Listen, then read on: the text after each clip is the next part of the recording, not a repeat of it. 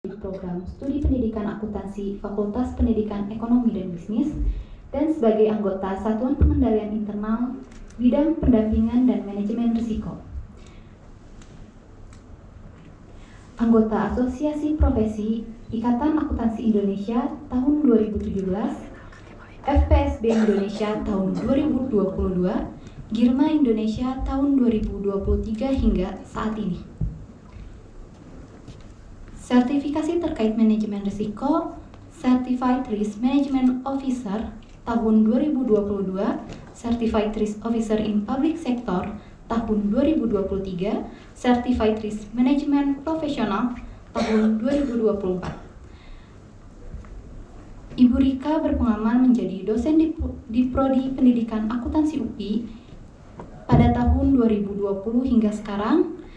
Lalu anggota Satuan Audit Internal Universitas Pendidikan Indonesia tahun 2024 hingga sekarang, dan auditor KAP PDDF tahun 2021 hingga 2023. Untuk itu kepada Ibu Rika Mardiani SEMAK saya persilahkan.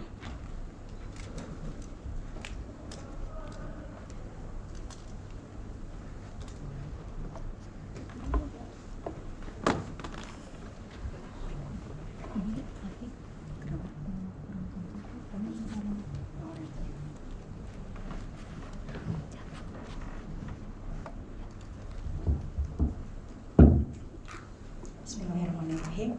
Assalamualaikum warahmatullahi wabarakatuh. Waalaikumsalam.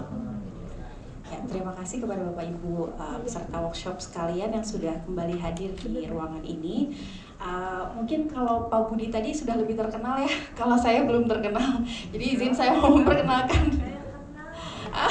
Terima kasih Ibu. Ya, saya izin memperkenalkan diri terlebih dahulu ya.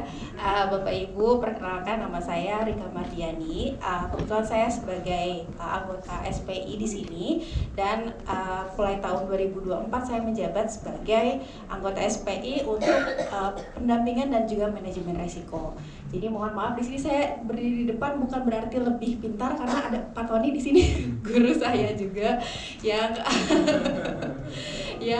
lebih senior dalam bidang manajemen risiko gitu. Tapi di sini saya karena mendapatkan tugas Bapak dan Ibu, saya izin di sini untuk berdiri di depan Bapak Ibu supaya proses untuk pengisian kertas kerja manajemen risikonya supaya lebih mudah gitu. Pada Ibu izin kalau untuk yang sesi kedua ini insya Allah tidak akan terlalu lama karena tadi Pak Budi sudah sapu jagat, sepertinya semua sudah disampaikan oleh Pak Budi. Jadi saya di sini akan lebih teknis gitu ya terhadap bagaimana mengisi kertas kerja manajemen risikonya. Oke, saya mulai terlebih dahulu. Untuk yang Bapak Ibu mungkin masih tadi kalau misalnya dari Pak Budi agak terlalu cepat atau misalnya masih bingung dengan istilah-istilahnya, itu mangga kami juga sudah lampirkan peraturannya untuk peraturan rektor dari manajemen risiko ini, peraturan nomor 3 dan juga nomor 4-nya di dalam link materi. Mangga silakan diakses. Untuk yang saat ini yang lebih teknisnya ada di peraturan yang nomor 4 yang akan kita kerjakan saat ini. Ini jadi tadi juga sudah disampaikan oleh Pak Budi gitu ya, bahwa memang saat ini kami memulainya baby step dulu mungkin Bapak dan Ibu ya, karena manajemen risiko ini adalah sesuatu hal yang baru dan kalau misalnya dirasakan ini mungkin bukan cuma oleh Bapak dan Ibu sekalian tapi oleh saya juga, ini adalah menambah pekerjaan juga ya Bapak untuk Bapak dan Ibu. Saya mengerti bahwa apa yang dilakukan kegiatan sehari-hari oleh Bapak Ibu juga sudah banyak workload-nya gitu ya, ditambah dengan ada keharusan kembali bahwa kita menjalankan manajemen risiko, sehingga memang yang kami lakukan di SPI ini adalah baby step-nya untuk proses dari implementasi manajemen risiko di Universitas Pendidikan Indonesia. Saat ini unit yang kami undang itu hanya unit akademik dan juga beberapa unit pendukung yang memiliki concern atau sudah memiliki IGU gitu. Jadi kami kelompokkan yang sudah memiliki IGU atau memang menjadi income generating unit yang dimiliki oleh UPI dan juga fakultas dan juga Kamda. Nah, tapi memang untuk first line ini gitu ya, itu tidak hanya Bapak Ibu sekalian. Jadi nanti kalau misalnya ada ngobrol-ngobrol dengan unit lain, kok dipanggil ya sama SPI kemarin, kenapa saya enggak? Tenang, ada waktunya. Nanti juga akan ada waktunya untuk unit yang lain dipanggil juga dan melaksanakan manajemen resiko ini. Ini adalah progres kami gitu ya Bapak dan Ibu. Harapannya dengan kita memulai dari baby step ini, kami dapat informasi sebenarnya kalau di tingkat unit implementasi manajemen resiko ini bisa sampai sejauh mana. Kesulitan nggak dengan tools yang kami buat gitu. Jadi nanti ada feedback yang diberikan kepada kami di SPI sehingga kedepannya mungkin untuk unit-unit yang lainnya akan lebih smooth gitu. Terima kasih untuk kesediaannya Bapak dan Ibu.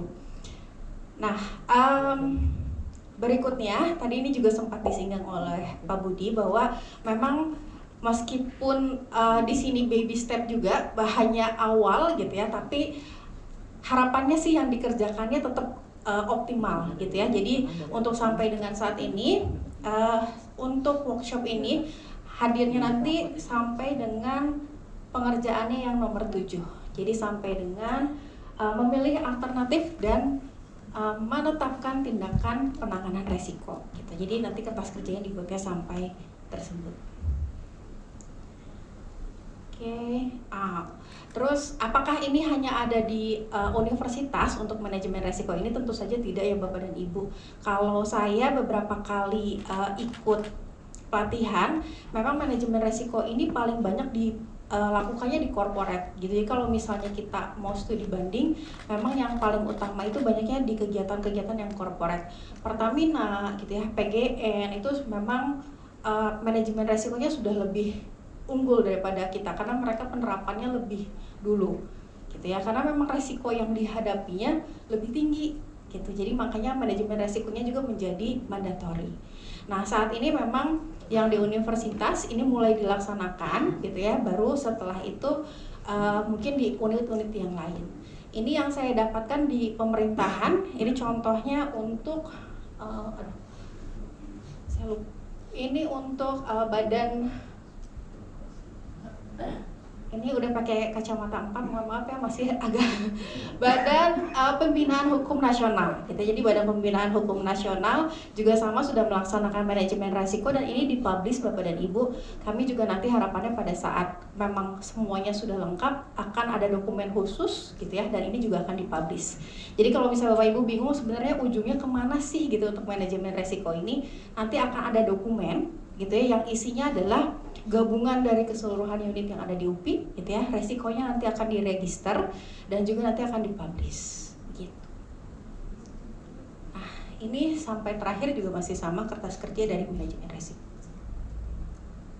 Nah, saya langsung Bapak dan Ibu untuk penyusunan tahapan dari penyusunan kertas kerjanya. Jadi kalau misalnya tadi ada Bapak dan Ibu yang mungkin ingat gitu ya, ada beberapa kotak-kotak kan ya, tabel-tabel yang diberikan oleh Pak Budi. Nah, itulah yang menjadi PR Bapak dan Ibu.